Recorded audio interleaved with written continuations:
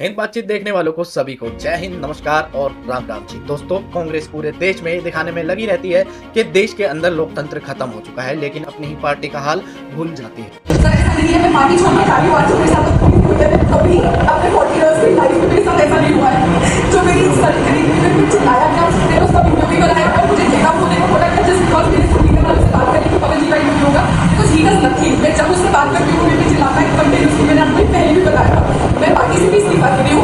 कांग्रेस के एक के बाद एक नेता जब इनको लात मार कर जाते हैं तो सबके सब एक कॉमन बात तो जरूर बोलते हैं कि कांग्रेस राम विरोधी पार्टी है और अगर भगवान श्री राम का नाम लेंगे तो कांग्रेस में कोई जगह नहीं है। जब रामलला की मूर्ति की स्थापना हुई तब मैंने अपने घर में सुंदरकांड का पाठ रखवाया, मैंने उसके वीडियो शेयर करे। तब भी मुझे बोला गया ये तुम क्या कर रही हो। मैंने तब भी इसको इग्नोर कर दिया, मुझे डांट भी लगाई गई, जिसके बाद मेरे को डिबेट्स पे भेजना बंद कर दिया और भी बहुत चीज़ें हुई।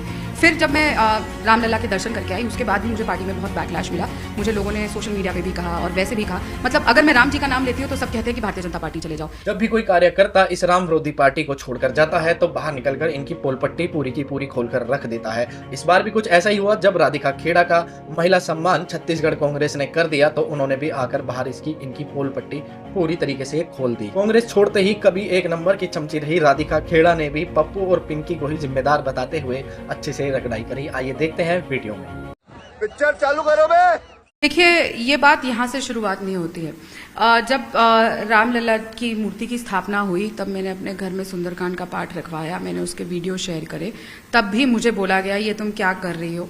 मैंने तब भी इसको इग्नोर कर दिया, मुझे डांट भी लगाई गई, जिसके बाद मेरे को डिबेट्स पे भेजना बंद कर दिया और भी बहुत चीज़ें हुई। फिर जब मैं रामलला के दर्शन करके आई उसके बाद भी मुझे पार्टी में बहुत बैकलैश मिला। मुझे लोगों ने सोशल मीडिया पे भी कहा और वैसे भी कहा, मतलब अगर मैं राम जी का नाम लेती हूँ तो सब कहते हैं कि भारतीय जनता पार्टी चले जाओ। राम जी सबके हैं, वो सबके आराध्य है, वो किसी पार्टी के आराध्य नहीं है, पूरे देश के आराध्य हैं।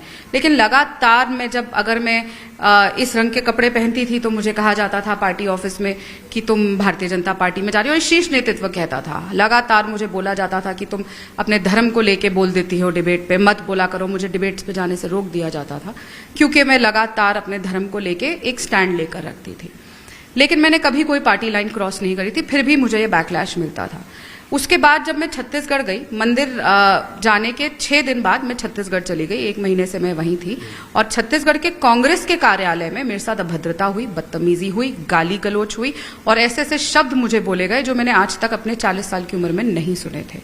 और जब मैंने न्याय की गुहार करी तो मुझे न्याय से वंचित किया गया और वो लगातार दिखा कि वो जो इतना गुस्सा सिर्फ 20 दिन पहले मेरे पे था और मुझे टोका जा रहा था और वो लगातार, क्योंकि कोई चीज होती थी मैं बोलती थी तो नहीं सुना जाता था, वरना इतनी बड़ी घटना होने के बाद एक महिला को न्याय ना दिया जाए। आप महिला न्याय की बात करते हैं, हर बार लड़की हूं, लड़ सकती हूं की बात करते हैं, पर जब लड़की लड़ रही है, न्याय मांग रही है, तो आप उसको कहते हैं तुम्हें न्याय नहीं मिलेगा, कुछ नहीं होगा, चुप कर जाओ, कुछ नहीं होगा, छत्तीसगढ़ छोड़ दो।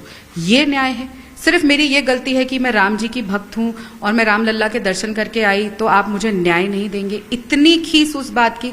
मैंने कभी नहीं सोचा था कि जिस पार्टी में मैंने अपना 17 साल की उम्र से, जहां मैंने एनएसयूआई से लेकर यहां तक का सफर किया, मैं कोई हेलीकॉप्टर वाली नेता तो हूं नहीं, ना मैं एक परिवार से आती हूं जिसमें नेतागिरी हो, मेहनत करके यहां तक पहुंची हूं और सिर्फ क्योंकि मैं हिंदू हूँ, सनातनी हूँ और राम जी का नाम लेती हूँ, मेरे साथ ऐसा किया जाएगा मैंने कभी नहीं सोचा था। तो वजह पार्टी छोड़ने की रामलला में जाना आपका रहा या फिर छत्तीसगढ़ में जो कुछ हुआ उसको आप मुख्य वजह के तौर पे देखती हैं? पत्र में आपने दोनों लिखा है, लेकिन मुख्य वजह क्या है, तात्कालिक कारण क्या है? देखिए, दोनों है। मैं लगातार इस चीज के लिए अन्याय पार्टी से भी सहती आई हूँ, फिर जब मेरे साथ दोबारा अन्याय हुआ मैंने उसके लिए न्याय मांगा, तब मेरे को न्याय नहीं मिला। तो लगातार मेरे साथ पिछले 1.5 महीने से 2 महीने से अन्याय किया जा रहा है अलग अलग तरीके से और अब तो हद ही पार हो गई।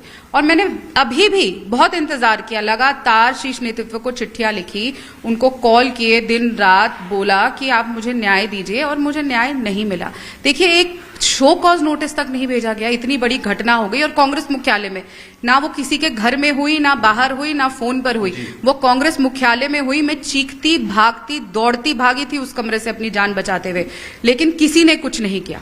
और जवाब में बोला छत्तीसगढ़ छोड़ो, जवाब में बोला न्याय नहीं मिलेगा। आप कह रही हैं न्याय नहीं मिलेगा, उनके नाम बता सकते जिन्होंने आपके साथ दुर्व्यवहार किया? देखिए, मैंने बहुत साफ तौर से बताया था, उसमें सुशील आनंद शुक्ला है जो प्रदेश के चेयरमैन हैं, उन्होंने ऐसा मीडिया किया जी। उनके साथ 2 व्यक्ति और मौजूद थे कमरे के अंदर जिन्होंने दरवाजा बंद करने का काम किया। मैं चिल्लाती रही कि दरवाजा खोल दीजिए, नहीं हुआ।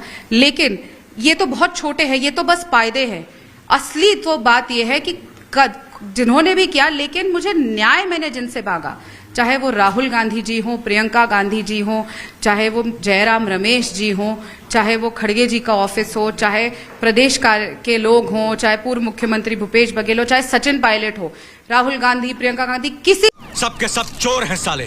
दोस्तों, कांग्रेस धर्म विरोधी, सनातन विरोधी और राम विरोधी तो पहले से ही रही है, लेकिन शर्म उन हिंदुओं पर, उन लिब्रांडुओं पर, उन सेकुलर्स पर आती है जो फिर भी ये सब जानते हुए इन्हीं की चेलागिरी करने में लगे रहते हैं और कई तो कमेंट्स बॉक्स में भी आकर अपना ज्ञान बखेरने लगते हैं। बाकी हमको इन जैसों पर ध्यान देना नहीं चाहिए और आगे बढ़ते रहना चाहिए। कल फिर मिलते हैं एक और वीडियो के साथ, तब तक के लिए जय हिंद, वंदे मातरम और भाइयों राम राम।